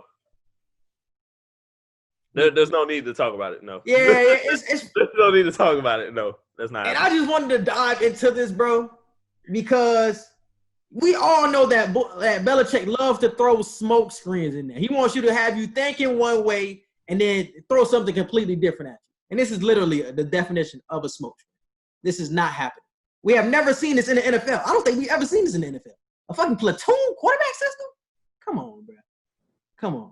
Belichick is the smartest nigga in the NFL. He knows better than that. Trust me. But I hear it's a lot of good things going with Stidham. I don't think he wins or nothing like that, but I heard he's been playing well. But let's move on to the Justin Fields. So I heard he made a petition saying that he wants the Big Ten to come back and play. So he wants to relaunch the Big Ten, basically. My question is, is the petition meaningless at the end of the day? Do you foresee the Big Ten coming back if this petition blows up? I don't see it being meaningless if he's trying to play for like this upcoming season. Like, I don't see it meaningless because just how you said this season would mean nothing, like, because you're playing for a conference championship. How you think the Big Ten and the other one or two conferences feel about playing in the spring? They really ain't finna be playing nobody. If they come back in the spring, they finna be playing nobody's damn near. So they finna be playing themselves just like the SEC doing. They just finna be playing themselves. But I'm saying like how you said in a bubble scenario. Like, I'm thinking of the bubble scenario. Like how we would put all these conferences in one bubble for this season. Like, imagine the 2 or 3 conferences that are waiting for the spring to be in a bubble. Now, what if that was a bubble? You really ain't playing nobody like that ass. Like, why do you keep saying bubble? I don't understand what you mean by bubble. Because you said, what if they put you thought they were gonna like make it a giant like. I thought it was gonna be a super conference, like everybody. Like that's what I said. I said a bubble, but I meant that. I meant super conference. Yeah. Okay. I'm just giving you that scenario. But they're not doing that though. They're just playing conference only though. No, but I was just saying, like, hypothetically, what if that happened? Oh, okay. Then I feel like that would be a situation where that season would be pointless because it's like, shit, we ain't playing nobody. So, but even though they're just playing themselves in the spring, I feel like they want to play around the same time everybody else plays. So I feel like that's probably why they want to try and sign a petition to play now. So. And I think it's more of a risk if you start the season in the spring because I think more people will leave by the spring because I don't think the NFL draft is changing. They haven't really been too much talk on that, so I don't know if the NFL draft would change because of this or what would happen, but I feel like niggas would leave if the date was the same, like late April, early May, niggas would leave for the NFL and just say, fuck it, I got enough tape, I'm going to just show it, or at least show off at the combine, show what I can do at the combine or something like that, rather than playing the season or whatever. So I feel like some people could be like that too if the spring football season happens. I think it's meaningless because I don't think they will relaunch the Big Ten and especially when it's just a couple of weeks away. I can't see them doing this all because of a petition. I really can't. And they say the petition has gotten 200,000 signatures, but I still don't see it doing anything. I still don't see it. So I think it's pretty. I don't see it doing anything. I don't feel like it's meaningless. I feel like they have a strong reason on why they're trying to do it. So I don't feel like it's meaningless. But do I think it'll work? No. All right. And my favorite question that this social media wants to know. What would you do if you were the Minnesota Timberwolves and the Golden State Warriors, bro? So we already gave our predictions of what we think the picks should be if the picks stayed the same if they don't trade. But what would you do if you were both of those teams, the Minnesota and Golden State? Would you draft a player at your current draft slots? Or would you trade the pick for another star or for somebody who can help your team next season, bro? What do you think? You mean like if I was the Timberwolves or if I was the Timberwolves? If you were the Timberwolves or if you were the Golden State Warriors, bro, would you trade the number 1 pick, have somebody else jump up there to get LaMelo or whatever, and then you trade back and get a star? So I've seen a couple of articles saying some possibilities. But do you think the trade thing is the best way for Golden State, being that they want to win next season? I feel like no. I feel like you said, they already got Andrew Wiggins. You got Stephen Clay coming back, Draymond coming back. I feel like drafting James Wiseman is the best thing to do for the Golden State Warriors because you want to bring in a new face and you want to groom a new player for the upcoming seasons once the players you have like get in that older vet stage. So I feel like drafting somebody is the right thing to do at this point. And I feel like they could still be playoff and championship contention worthy if they draft Wiseman. And as far as the Timberwolves, like I said before, I feel like Anthony Edwards is the way to go. I feel like you're really trying to rebrand your organization at this point. I know Karl Anthony Towns is basically the face of it right now, but you still need to bring in fresh talent to go with that. Because I don't feel like there's a vet out there right now that the Timberwolves can attract to there. Exactly. Now, hold on. Over there. So this is my point. So if you are the Washington Wizards, bro, you know Bradley Beal really getting fed up with that situation. He wants to get traded, or he doesn't say it out loud that he want to get traded, but it's a feeling around the NBA that he wants to get traded. if you're the Timberwolves, you see a disgruntled Bradley Beal. You got the number 1 pick. You like, hey, the number 1 pick for Bradley Beal, and probably add in somebody if you're the who else you got? You got Jarrett Culver. You got I'm forgetting other players on the Timberwolves right now. I'm blanking. Malik Beasley. Package a couple of nice players and the number 1 pick for Bradley Beal. So you got Bradley Beal, D'Angelo Russell, and Karl Anthony Towns. Way better team right now. Instantly a way better team with Beal than you are with Anthony Edwards. Are you making that move? That is a way better team, but I'll probably still go with Anthony Edwards. So you think both teams should stay at number 1 and number 2 and draft their players? I do. The Warriors definitely. The Warriors ain't got no reason to try and trade for nobody at this point. Now, I think the Warriors should be the one to trade.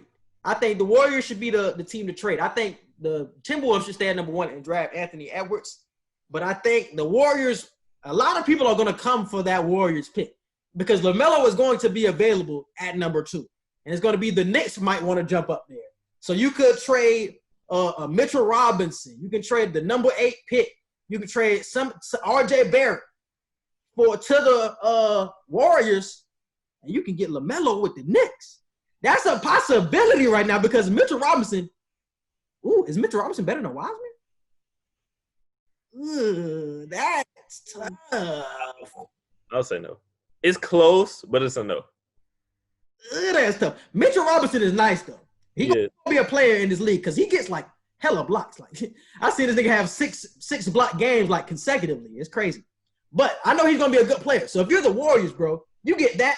You get RJ Barrett, and you get the 8 pick, and you just trade away the number 2 pick. I would take that, bro, if I'm the Warriors. And then you let the Knicks get LaMelo. I'm like that if I'm the Warriors. I'm not rocking with it. I'm not rocking. You're not rocking with that? I'm not rocking with it.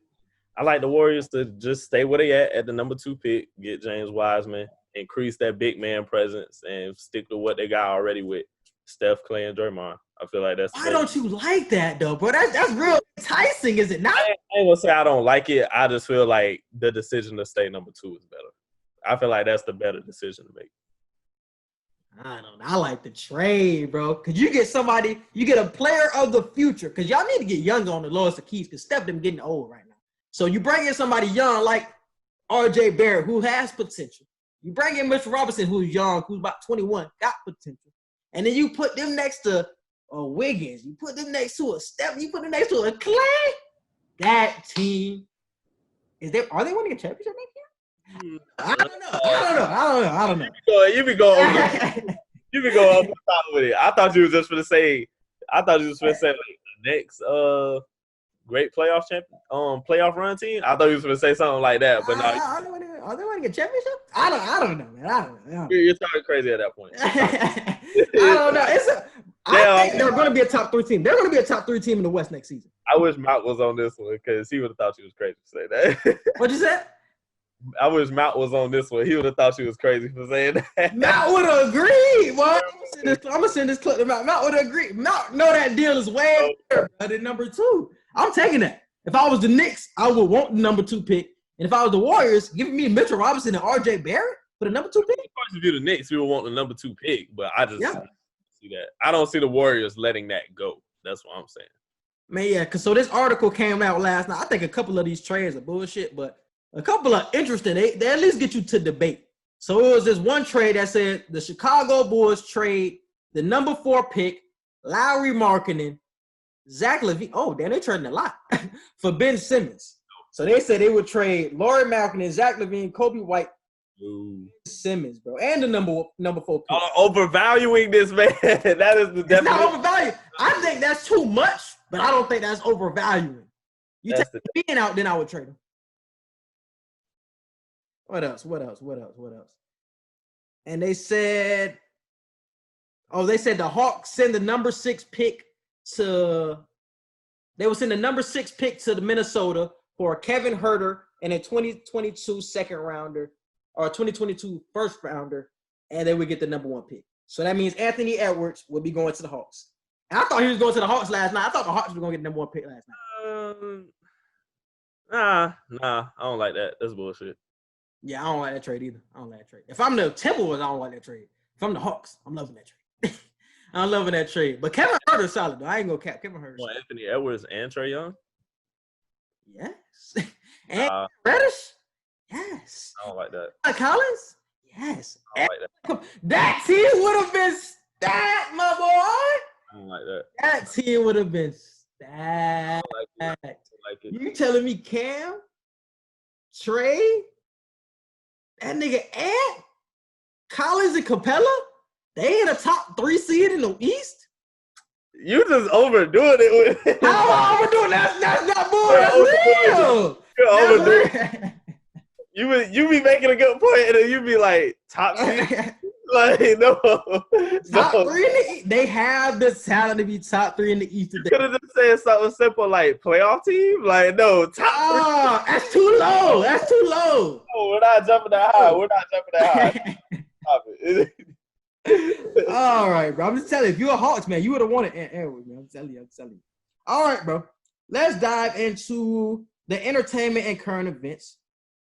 One thing I wanted to mention first was this whole mailing situation when it comes to the presidential election, bro. I was reading this one article that said the UPS is sending letters to some states warning mail-in ballots may not be delivered in time to be counted in the presidential election because their deadlines are too tight. So far, CBS has confirmed Pennsylvania, Nevada, and Michigan are all having this problem, and they are all swing states.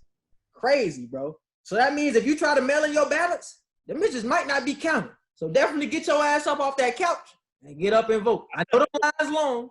I tell people all the time, I don't do mail-in ballots. It's just too much of a risk. Like, I'd rather go. I know if I go, my vote is counted immediately at that point.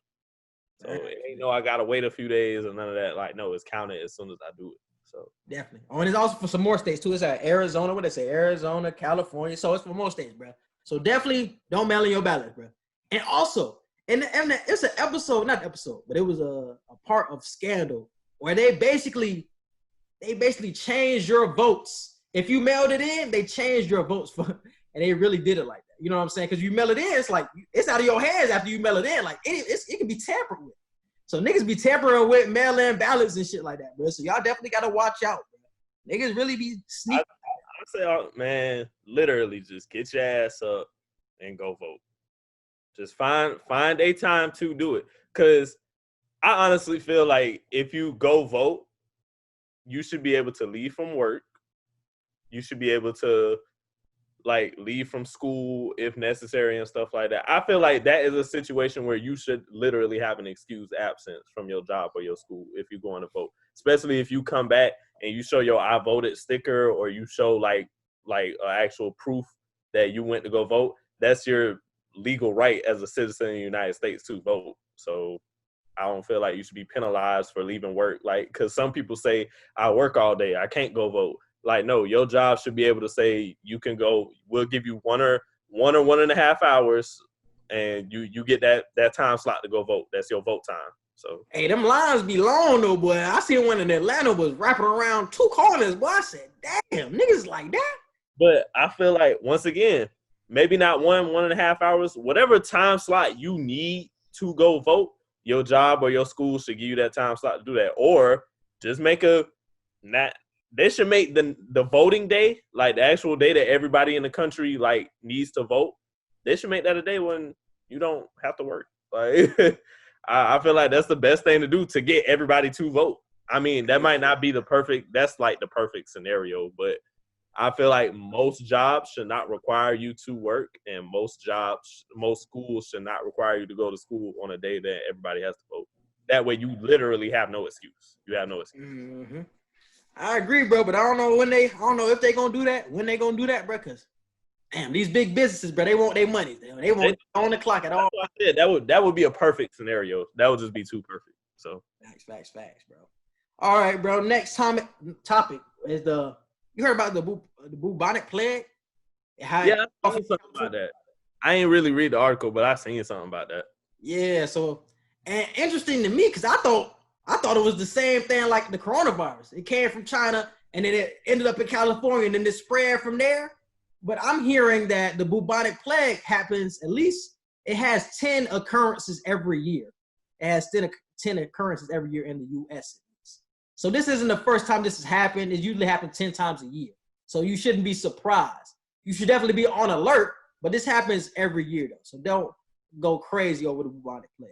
But when I seen the article, I was like, damn, it's crazy how the coronavirus going on the same way it happened is how the bubonic plague happened. I'm like, oh, shit, we got some motion. September's going to be crazy. Don't say that. Don't say that. Birthday. Definitely birthday month. Don't say that. I say, yeah, facts. But it sounds like we should be straight from the bubonic plague. It shouldn't be as widespread as the corona. Next, Trey Songz, bro.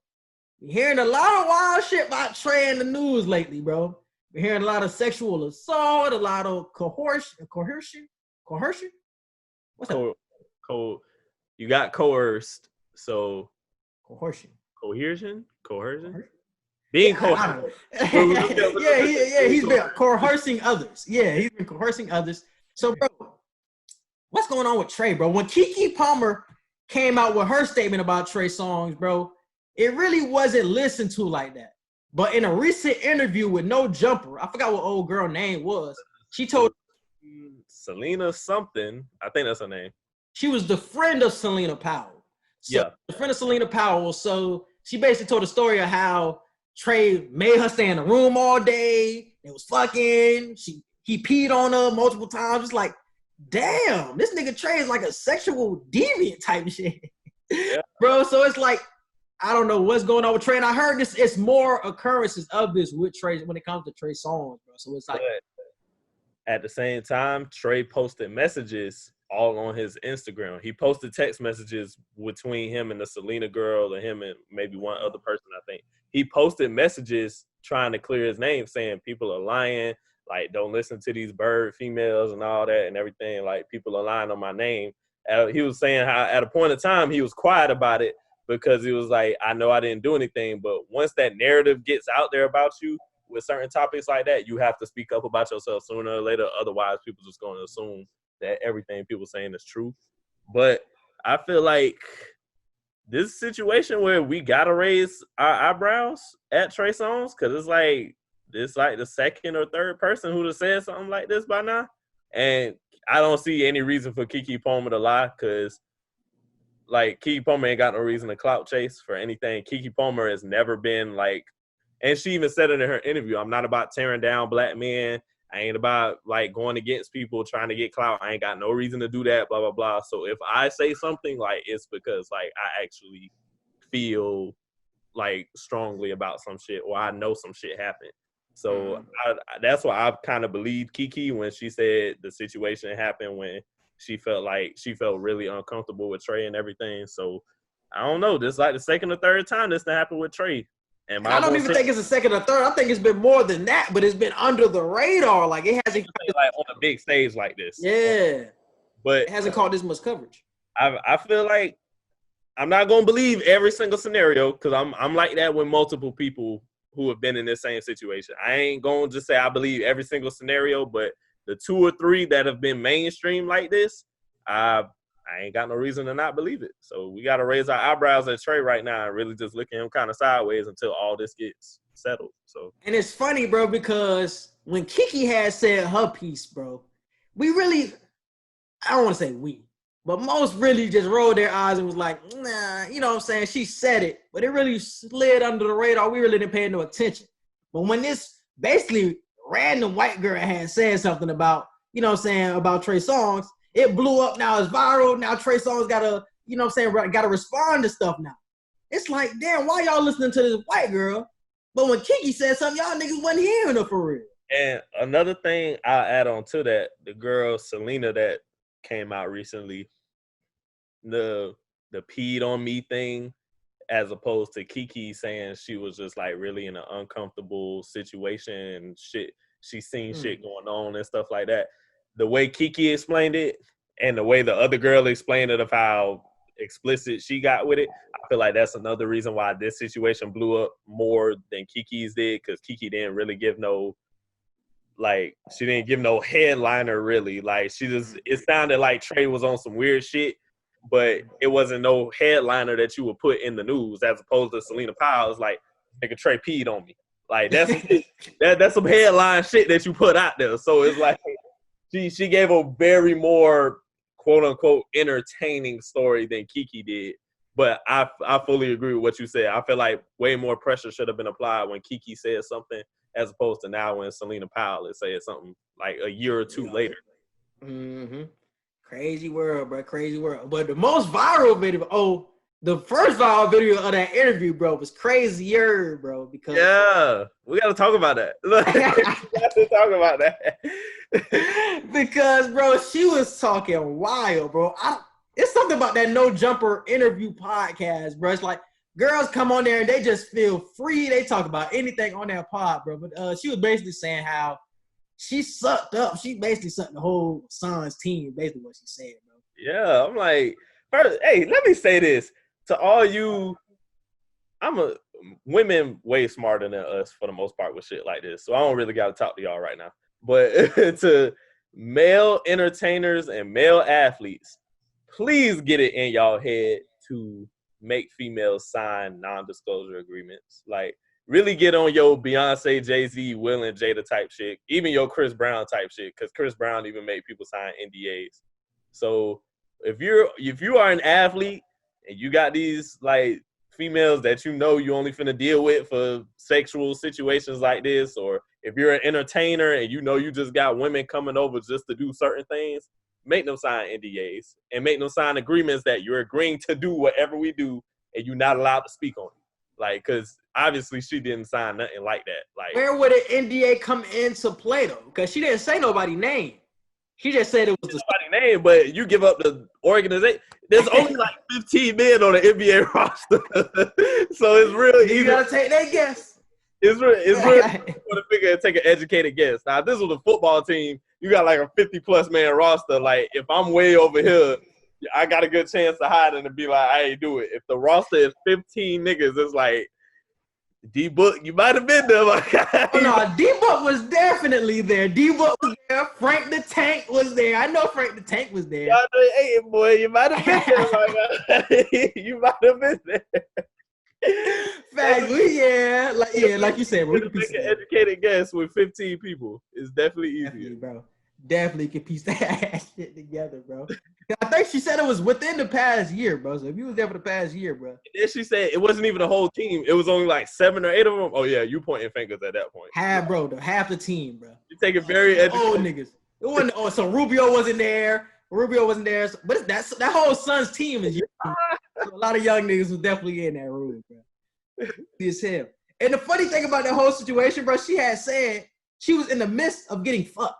So they just walked in the room while she was getting fucked. Yeah. I asked her, she was like, where were you, my nigga? Like, why they just walking in the middle of you getting fucked? And she was like, I was like, in the hotel, they just knew me and they walked in. That's a whole NDA situation you take care of. Like, you're not allowed to say the team name. You're not allowed to say any of the players' names, like none of that. Because once you say the team name, you automatically know for a fact, like, who was probably doing it. Like, let's say this is the Los Angeles Lakers. You know Braun went in there. You know J.R. Smith went in there. Shit, me. The Henny guy. J.R. got a whole wife in there. I ain't gonna do J.R. like that. Nigga, the Henny guy, man. I ain't gonna do J.R. like that. J.R. got a whole wife and kids.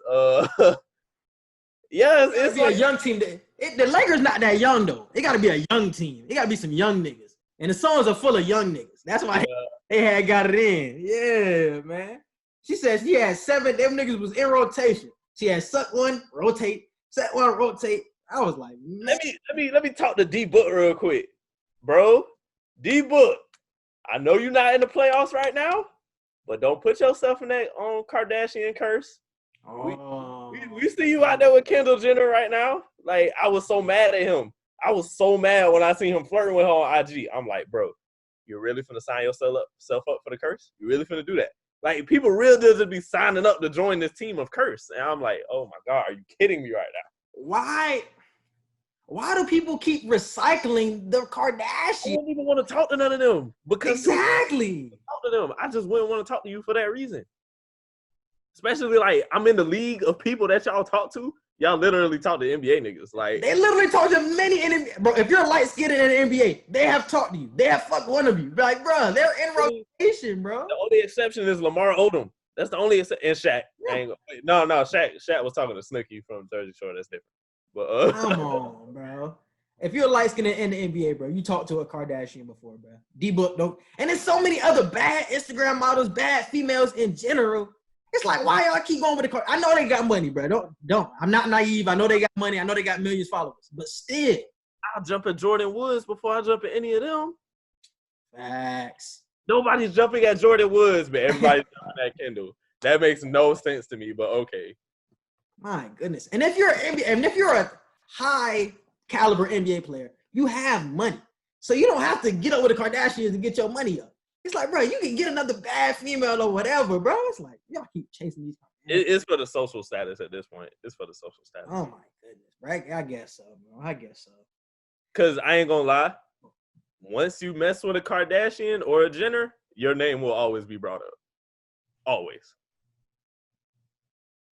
I haven't heard Ben Simmons and a Kardashian name together in a minute, though.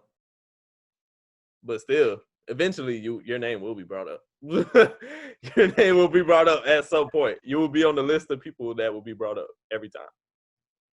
All right, bro, let's talk about Tory Lanez and Meg Thee Stallion. This should be the last time. I thought the last time was the last time. But she confirmed that Tory had shot her. She said it was a whole lot of bullshit that was coming out, so she had to put her foot down, come out with the real story. Edgar, bro, go through what she had said on the live last night. She basically was saying she tweeted something first, and then she got live. She tweeted and said, keep lying, and she said something about keep lying, and I'm going to show everybody, blah, blah, blah, what's really going on. She said something like that.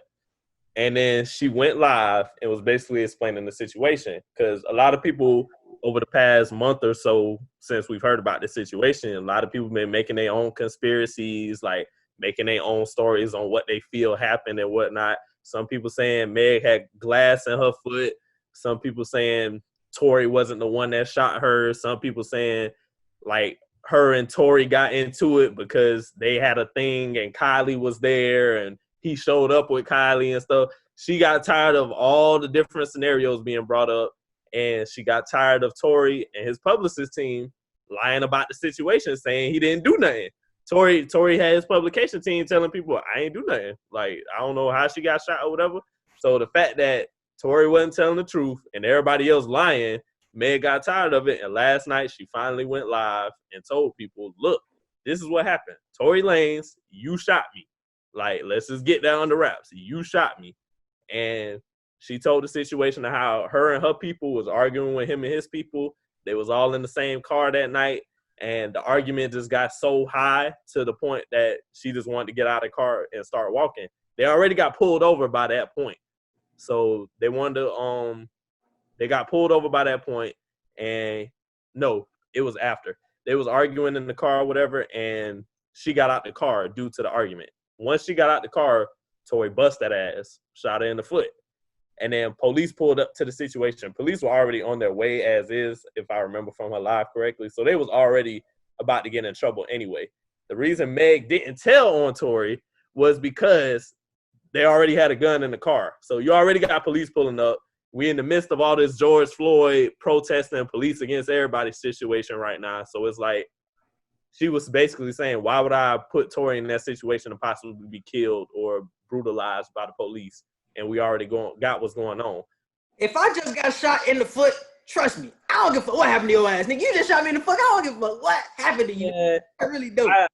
I low-key feel the same way, but you never know until you in that situation. I feel like that's one of those situations you just never know what you think you gonna do until you in it.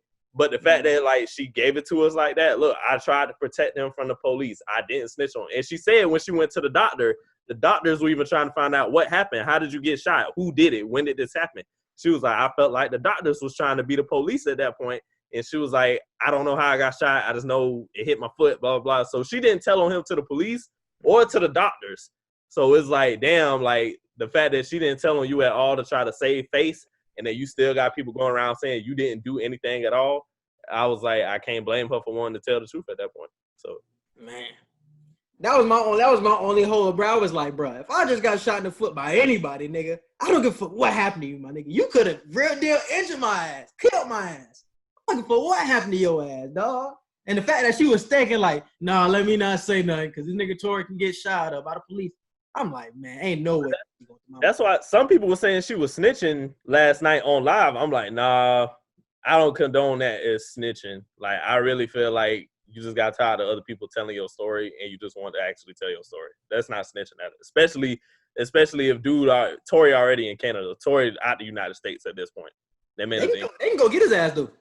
They can, but shit, you in a whole nother country. Like, and I don't even think she pressing charges. Is she pressing charges? I don't think so. It ain't been put out yet if she pressing charges or not. But the police were doing an investigation on it to see how involved Tory was in the situation. But the fact that she went live and said that he did it, and Tory ain't said nothing yet, like, for all the people out there who are trying to defend Tory in this situation, why has Tory Lanez not spoken up? If you have a justifiable reason, it was a lot of y'all niggas that was on his side at first. Let's not act now. Oh, no, I was on his side, but that was before I knew he shot her. That was before I'm thinking he didn't shoot her at first. I'm thinking they cool like, but once I found out you actually did shoot her, and now I know it's not for a justifiable reason. It's not like you were defending yourself from anybody or anything. You just shot this girl for like basically no reason, and you not coming out to defend yourself. You're looking real suspect right now, my guy. Looking real suspect. I can't defend that. How can you defend that? You can't. There's no reason you should pull a gun on a female anyway. So that's what I'm saying. Like, if your life is literally not in danger, you have no reason to shoot nobody. Like, that's crazy. Bro, I told y'all he was gonna go back to Canada anyway, man. Duck off. We ain't gonna hear from Tory from a long time. But it's a couple of women that have said Tory has that anger issue about him. Like, I've seen 2 or 3 famous women say that. And I've seen, like, comments of multiple females saying that throughout their time of seeing Tory grow in his fame, like, there's been incidents where he just – some people was trying to be funny and say he got that little man syndrome. But, yeah, this ain't the first time Tory done acted aggressively. So, but for all y'all social media warriors out there, man, that were talking about y'all finna ride for Meg and all that bullshit, stop the cap. If y'all see Tory Lanez, y'all not gonna do nothing to Tory Lanez. Stop it, please. Oh, that's the regular people. Yeah. That's the regular people. I feel like if you're in the industry, if you're a high profile name in the industry, a man at that, I know the women gonna ride because like women power with them and everything. But for the high profile men who are friends with Meg but also friends with Tory, if I don't see any of y'all check this nigga, I'm just lose respect for a lot of people at that point. Because ain't no way you could be cool with Meg and Tory. I know it's not your situation at the end of the day, but that's a situation where as a man, you got to check him and be like, hey, bro, like you was dead ass wrong for that. Like you shouldn't have did that, bro. Like you ain't got to try to little boy him or nothing like that. But I feel like as a man to another man defending a black woman, like in a situation where she was like not helped or defended at all, I feel like you got to step to a dude and be like, hey, like, that's fucked up. You shouldn't have did nothing like that. So that's facts, boy. But y'all not riding for Meg, bro. Let's stop the cat. Right? Oh, the average nigga ain't gonna do it. It's gonna take high profile people to do it. Yeah, y'all niggas crazy, man. All right, man. Let's dive into the Pass the Aux segment, bro. So, what is your Pass the Aux song for this week? I've been on my Janae Aiko flow lately, so none of your concern about Janae Aiko and Big Sean. Bet that. And I got Don't Be Mad at Me by Freddie Gibbs, Snoop, and Problem, bro. That song ride. That video just came out last week, I want to say. Video was nice. That shit was nice, too. So, yeah, those are our songs of the week. Hey, that Laugh Now, Cry Later, I made that shit your song of the week last week, bro.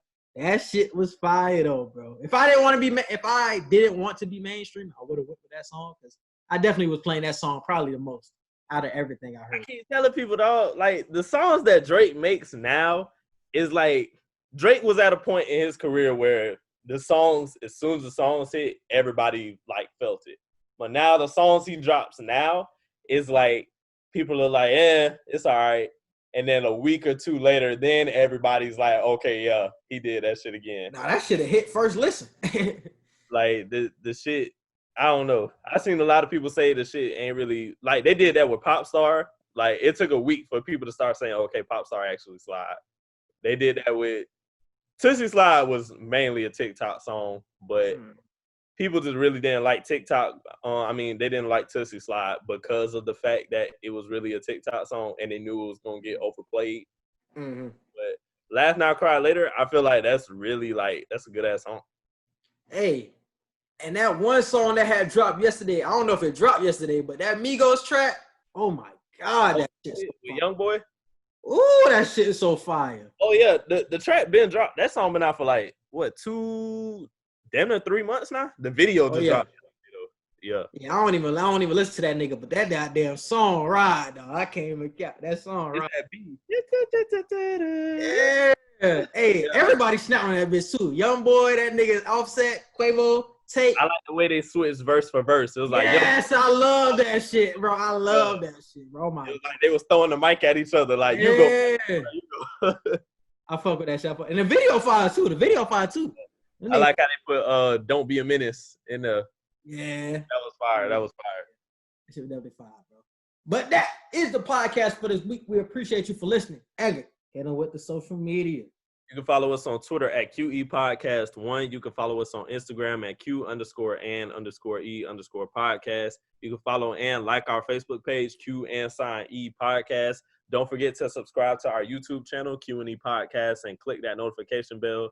Hit the all buttons so you can see whenever we drop. Our email, QANDEpodcast@gmail.com for any business inquiries, questions, concerns, fan mail. We'll get back to you on there as soon as possible. Quincy's Twitter, Q_Hicks3, mine, Edgar Martin 97. Quincy's Instagram, Q Hicks Production, mine, Edgar Martin Official. And shout out to Blue Collar Media and MTMV Sports. Yes, and subscribe to us on all of our podcast platforms. We're on Apple Podcasts, Google Podcasts, Spotify, and also iHeartRadio. So definitely rock with us, man. Subscribe to my YouTube. Type in Quincy Hicks into the search bar, and the first thing that pops up. So definitely subscribe to the channel. And hey, we appreciate y'all for listening. And we out. Peace.